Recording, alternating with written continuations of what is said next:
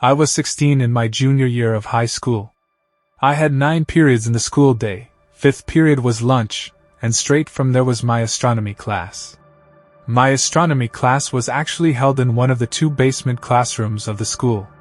My high school was big, there were 3 floors, and even that wasn't enough to accommodate all the classes offered.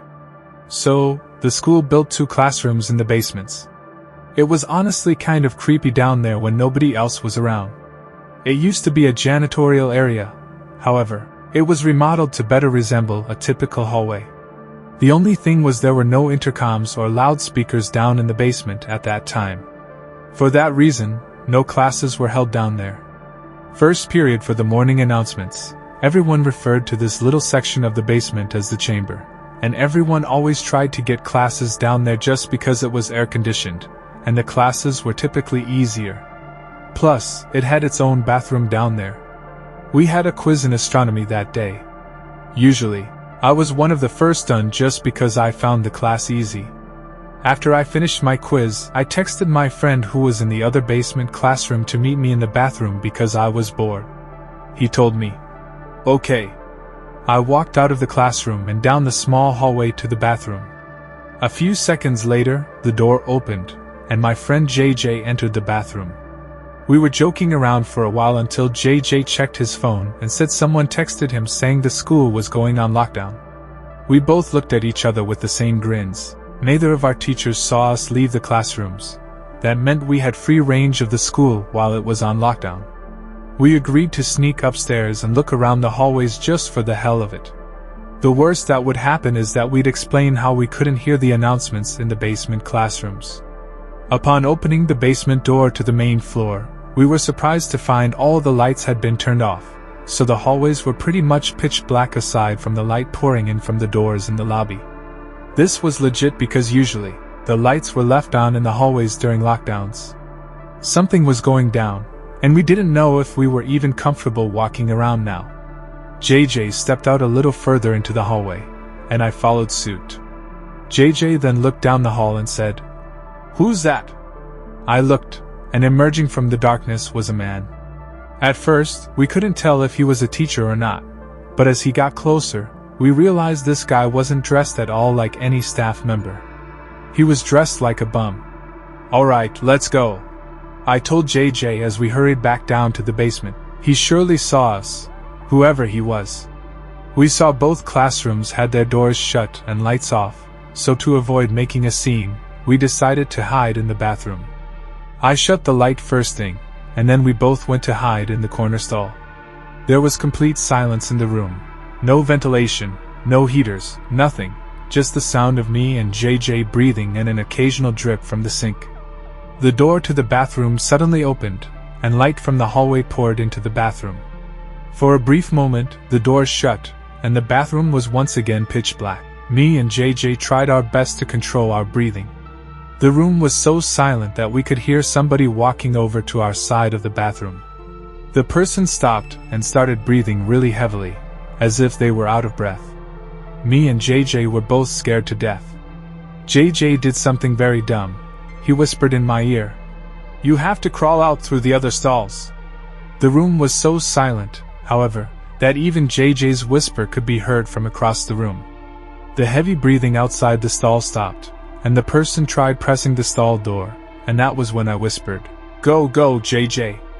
We both crawled under the sidewall to the next stall over, and then the next stall, and then finally out to the other side of the bathroom. The person was now full on banging on the stall door. Me and JJ hopped up off the floor, opened the door, and as the light filled the room again, we saw the guy from upstairs in the corner. We pounded down the door. JJ's class's teacher let us in within seconds. JJ explained everything as the teacher locked the door, mentioning a gun sticking out of the man's pocket.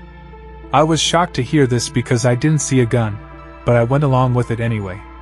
Usually, a bunch of high school students would be laughing their asses off at 2 students causing a scene like this, but I noticed all the kids sitting in the corner looked concerned. A sudden bang at the door made everyone jump and a couple of girls squeal out of fear. JJ, the teacher, and I could see the man standing at the door, looking through the window while trying the doorknob. After a few bangs on the door, out of what seemed to be anger, he turned and walked down the hallway back to the stairs. You don't know how much longer the lockdown went on for, but for over an hour, we sat in silence in the room, other than the teacher occasionally asking me and JJ questions with a very concerned tone, shaking his head after everything we would tell him. Eventually, somebody from upstairs called the teacher, and he instructed all of us to single file walk up the stairs and out of the building, where we would be greeted by cops. Me and JJ did the best we could at describing the man to the cops and to the dean. One of the cops patted me on the back, and we were sent off to go home. After this incident, the school installed cameras everywhere and ramped up the security budget. This incident never got media attention, so honestly, we never found out if police caught the guy. I'm convinced that man had no other intentions but to kill us then and there in that bathroom stall.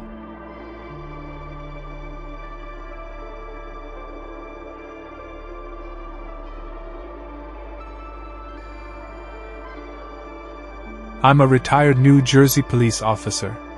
Throughout my 20 years in the force, the most disturbing call I ever received was for a school lockdown happening at a nearby middle school, of which I'll leave out the name for legal reasons. It happened on a stormy, dark day. My car number was called on the radio to respond to a lockdown where a suspicious-looking man was seen stepping out from a white van parked behind a school and walking into the back door by the boys' locker room. I pulled up to the back parking lot of the school right next to the white van. Nobody was inside, and all the doors and trunk were locked. I opened the red back door that entered into the gym hallway right by the locker rooms. The main lights had been turned off, so the whole inside of the school was dark. I unholstered the flashlight from my belt and used it to navigate the halls. I made it to the lobby of the school where a woman emerged from the front office quietly telling me to check the boys' locker room but to be careful because the person might be armed. I called for backup on my radio, and a short backup was already on the way. I made it back to the hallway I entered from where I found the boys' locker room right next to the exit. I pushed it open very quietly. There were no windows in the rooms, therefore there was no light whatsoever in that locker room, only the light provided by the flashlight. There was a white noise in the room, some kind of beds on the ceiling blowing air, but even over that, I was hearing faint scratching type noises or little dings on the locker doors from the other side. I was supposed to make my presence as a police officer known, but honestly, I was just too scared. The tension in the room was insane. I held my flashlight in one hand and my gun in the other as I snuck to the other side of the locker room. It seemed like wherever I was in the room, the dings and thuds would be coming from the other side. I was standing in the corner of the locker room right by the door to the bathroom when the sound of someone slamming a locker door from another room made me jump out of my skin. I went in the direction where I heard the slam to find out that it was from the boys' football team locker room. There was no door separating the main locker room from the football locker room. The lockers in here were also 3 times the size. I finally had the nerve to make my presence known by shouting, "Police!" After shouting, a kid started screaming, "Help!" from somewhere in the room. It was very muffled though.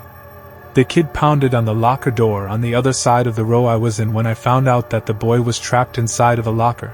I felt sick in my stomach. I told them I'd be right back, once again calling for backup while running outside to where the white van was. It was gone. My biggest mistake was not getting the plate number. First thing I told dispatch to be on the lookout for a suspicious white band. I ran back into the school and instructed the staff in the front office to end the school day and to send somebody with the key to the locker room to get the boy out of the locker. The boy was held by the man with a knife on his back. As I speculate, the man was quietly trying to get the 12-year-old boy to his van. The boy was bleeding on his arm from the man cutting him while resisting. The man's van was spotted a week later in a 7-Eleven parking lot where he was arrested after being properly identified.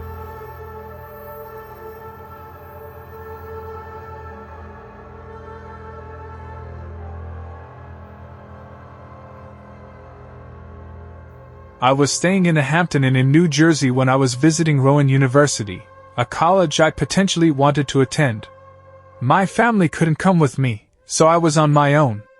After attending campus tours, I went to get a bite to eat at a nearby restaurant, and then went back to the hotel at around 8 p.m., planning on going back to campus again the next day.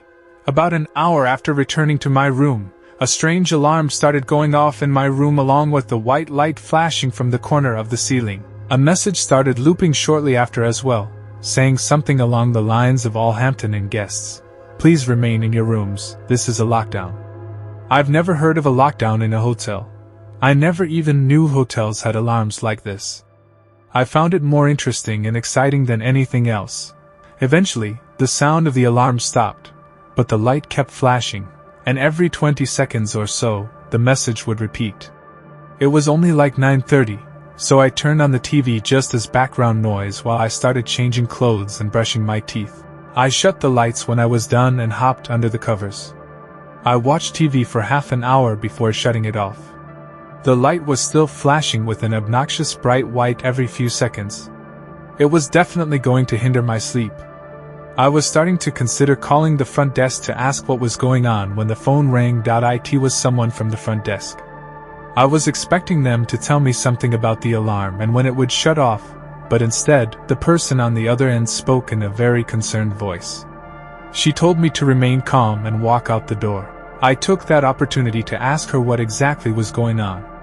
She went on to tell me that there was somebody in the room with me and to get out immediately. I dropped the phone and instinctively started looking around everywhere. Part of me was curious to see if somebody was, in fact, in the room.